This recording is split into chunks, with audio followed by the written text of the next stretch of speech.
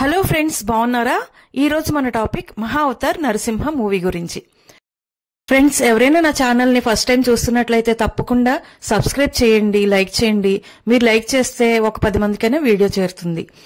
ఇంకా ఈ మూవీ గురించి మాట్లాడుకునే ముందు ఈ సత్యభామ గురించి కూడా మనం మాట్లాడుకోవాలి. అదే గోపాల సేవ ఆవిడండి. ఆవిడ ఈ మూవీ చూడకుండా ట్రైలర్లు చూసి మూవీకి బ్యాడ్ రివ్యూ ఇచ్చింది. అసలు ఇలాంటి మూవీలు ఈ రోజుల్లో రావడమే చాలా గొప్ప. ఈవిడ గురించి మాట్లాడుకునే ముందు మనం ఈ మూవీ గురించి తప్పకుండా మాట్లాడుకోవాలి. మహా అవతార్ నరసింహ మూవీ చెప్పాలంటే హొంబలే ఫిల్మ్స్ అనే వాళ్ళు తీశారు. వాళ్ళకి చాలా థ్యాంక్స్ చెప్పుకోవాలి. చాలా చాలా బాగా తీశారు, అద్భుతంగా తీశారనమాట.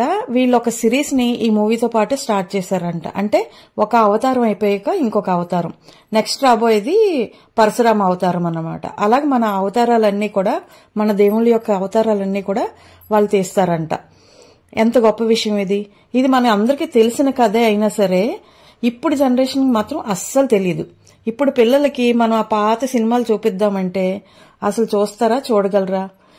మనం ఈ మూవీస్ అవి టీవీలో పెట్టినా సరే వాళ్ళు చూడడానికి ఇష్టపడట్లేదు. ఇంక ఈ మూవీలో విష్ణుమూర్తిని ఎంత బాగా చూపించారంటే ఆ గ్రాఫిక్స్ గాని ఆ విజువల్స్ గాని ఎంత బాగున్నాయో, భూదేవిని చూపించిన విధానం ఎంత అందంగా చూపించారో, ఆ పాటలు కూడా, మ్యూజిక్ కూడా చాలా బాగా ఇచ్చారు ఈ మూవీలో. యానిమేషన్స్ అయితే నెక్స్ట్ లెవెల్లో ఉన్నాయి.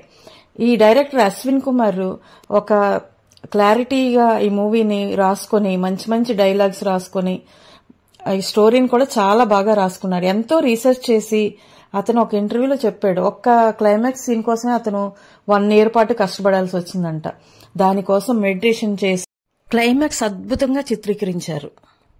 స్టార్టింగ్ వరాహ అవతారం అయితే ఇంకా అద్భుతంగా చూపించారు. గూస్ బంప్స్ వచ్చేస్తాయి అనమాట. వరాహ అవతారంలో ఎంట్రీకి అయితే అరుపులే థియేటర్లో, అంత బాగుంది. భక్తితో మన కళ్ల ముందే నీళ్లు వచ్చేస్తాయి. మన కళ్ల ముందే ఇదంతా జరుగుతుందా అనిపిస్తుంది. ఈ సినిమాకి అసలు పేరు పెట్టాల్సిన అవసరమే లేదు. అందరూ పాజిటివ్ రివ్యూస్ ఇస్తున్నారు. దర్శకుడికి మ్యూజిక్ మీద బాగా ఉన్న ఇంట్రెస్ట్ తోటి మంచి పాటలు ఇచ్చారు. బీజిఎం అయితే నెక్స్ట్ లెవెల్ అనుకోవచ్చు. లాస్ట్ 20 minutes అయితే పీక్స్ లో ఉంటుంది. అసలు ట్రాన్స్ లోకి వెళ్ళిపోతాం అంతా. ఇంకా విష్ణుమూర్తి విశ్వరూపం చూపించినట్టు చూపించారు. విష్ణుమూర్తి ఆ విశ్వరూపం చూపిస్తే ఇలా ఉంటుందా అనిపిస్తుంది. అందరూ కూడా థియేటర్ కి ఒక ఆలయానికి వచ్చినట్టు వస్తున్నారు. థియేటర్లో దేవుణ్ణి చూస్తున్నారు అంతా. ఇది డైరెక్ట్ గా తెలుగులో తీయలేదు.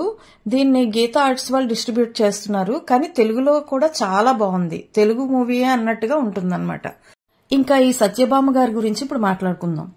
ఈవిడ ఏంటంటే ప్రతి దాన్ని విమర్శించడమే నేర్చుకుంది. ఈవిడ ఈ మూవీ చూసి అంటుంది, నా మానసిక పరిస్థితి ఎలా ఉందో నాకే అర్థం కావట్లేదు ఈ మూవీ చూసిన తర్వాత.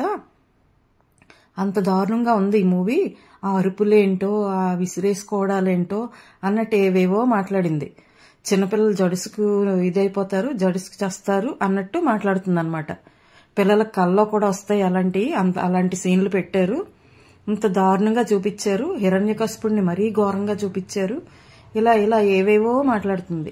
అసలు ఏంటి స్టోరీ ఏంటి? అసలు ఒక వ్యక్తిలో ఉన్న రాక్షసత్వం వల్ల సొంత కొడుకునే అతను చంపాలని చూస్తాడు.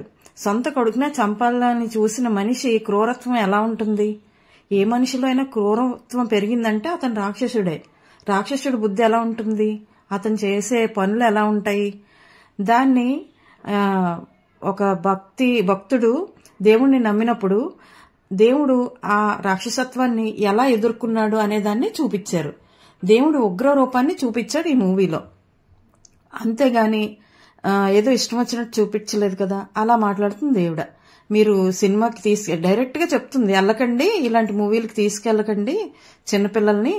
చక్కగా ఏ ఆదివారాల పూట కూర్చోబెట్టుకొని మీరు స్టోరీలు చెప్పండి, లేదా పాత బాలభారతం అవన్నీ, భక్త ప్రహ్లాద అవన్నీ చూపించండి అని చెప్తుంది. నిజమే, అవి చాలా గొప్ప సినిమాలు, మంచి క్లాసిక్ మూవీస్. అవి మన జనరేషన్ కి అర్థమైనట్టు ఇప్పుడు పిల్లలకి ఎలా అర్థం అవుతాయి? ఇప్పుడు పిల్లలకి ఈ గ్రాఫిక్స్, ఈ కార్టూన్స్, ఈ మూవీస్ అన్ని చూడడం అలవాటైంది. ఇప్పుడు జనరేషన్ కి మామూలుగా తెలుగు మాట్లాడుతుంటేనే అర్థం అవట్లేదు. ఇలా గ్రాఫిక్స్ రూపంలో చూపిస్తే వాళ్ళకి హిస్టరీ అనేది తెలుస్తుంది, పురాణాలు అనేవి తెలుస్తాయి. అందుకని ఇంత మంచి మూవీస్ వచ్చినప్పుడు మనం ఎంకరేజ్ చేయాలి. కానీ ఈవిడ బాగా డిస్కరేజ్ చేసింది తను ఇచ్చిన రివ్యూలో. అసలు మూవీ చూడకుండా రివ్యూ ఇవ్వడం మరీ గొప్పతనం అని చెప్పుకోవాలి. అసలు ఆవిడ ఏ ఉద్దేశంతో ఈ రివ్యూ చెప్పారో నాకైతే అర్థం కాలేదు. ఆవిడ విష్ణు భక్తురాలు అంటుంది, ఆ పక్కన శివుడిని ద్వేషిస్తున్నాం విష్ణు భక్తురాలని అని మాట్లాడుతుంది. ఆవిడ తత్వం ఏంటో నాకైతే అర్థం కావట్లేదు. అసలు ఈ మూవీలో ఏంటుంది? ఒక చిన్న పిల్లవాడి నమ్మకం, ఒక రాక్షసుడి అహంకారం, ఒక దేవుడు తను నమ్మిన వారి కోసం ఏం చేస్తాడో చెప్పే కదా. ప్రతి మాట పాట ఎంతో బాగున్నాయి.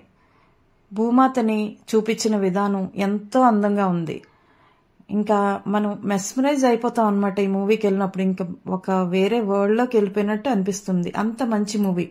ఏ ఒక్కరూ కూడా నాకు తెలిసి బ్యాడ్ రివ్యూ ఇవ్వలేదు ఈవిడ తప్పిస్తే. ఇలాంటి మూవీస్ ని మనం ఎంకరేజ్ చేయాలి. ఇప్పుడు రావడమే తక్కువైపోయి భక్తి మూవీస్ అనేవి. అది గ్రాఫిక్స్ తో పిల్లలకి నచ్చే విధంగా మంచి యానిమేషన్స్ తో డైరెక్టర్ తీశారు. అందరూ కూడా వస్తున్నారు, పిల్లలు ఫ్యామిలీస్ అందరూ వస్తున్నారు, చక్కగా చూస్తున్నారు. ఇప్పుడు పిల్లలకి, ఇప్పుడు జనరేషన్ పిల్లలకి పురాణాల గురించి, హిస్టరీ గురించి ఎంతో అర్థమయ్యేలా చక్కగా ఉంది ఈ మూవీ. అంతేగాని దానికి ఏదో మనం విమర్శించాలి కదా అని చెప్పి విమర్శిస్తే బాగోదు కదండి. ఏమంటారు? నా అభిప్రాయం కరెక్టేనా? కరెక్ట్ అయితే కామెంట్ చేసి చెప్పండి. ప్లీజ్ సబ్స్క్రైబ్ చేయండి. మీ కామెంట్ సెక్షన్ లో పెట్టండి. Thank you.